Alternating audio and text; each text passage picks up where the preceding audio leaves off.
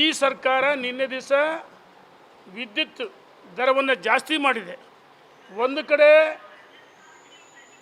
ಗೃಹಲಕ್ಷ್ಮಿ ಮಹಿಳೆಯರಿಗೆ ಹಣ ಬಿಡುಗಡೆ ಆಗಿಲ್ಲ ಅಂತ ಮಹಿಳೆಯರು ಹೇಳ್ತಿದ್ದಾರೆ.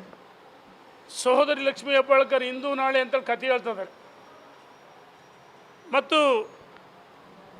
ಏನು ಚುನಾವಣೆ ಪೂರ್ವದಲ್ಲಿ ಭರವಸೆ ಕೊಟ್ಟಿದ್ರು, ರೈತನ ಅಲ್ಲಿ ಇದು ಅಕ್ಕಿಗೂ ಸರಿಯಾಗಿ ಹಣ ಬರ್ತಾ ಇಲ್ಲ. ಇನ್ನೊಂದು ಕಡೆ ಈ ವಿದ್ಯುತ್ ಬಿಲ್ ಅಂತ ಹೇಳಿದರೆ ಯೂನಿಟ್ ನೋಡಿ ಜಾಸ್ತಿ ಮಾಡಿದರೆ.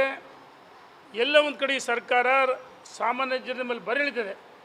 ಬೇರೆ ರಾಜ್ಯಗಳಲ್ಲಿ ಈ ಸ್ಮಾರ್ಟ್ ಇದು ಮೀಟ್ರ್ ಅಳವಡಿಸ್ಬೇಕಂತೇಳಿ ಸ್ಮಾರ್ಟ್ ಮೀಟ್ರ್ 900 ರೂಪಾಯಿ ದರ ಬೇರೆ ರಾಜ್ಯಗಳಲ್ಲಿದೆ. ನಮ್ಮ ರಾಜ್ಯದಲ್ಲಿ 8,400 ರೂಪಾಯಿನ ನಿಗದಿ ಮಾಡಿದ್ದಾರೆ. 15,500 ಕೋಟಿ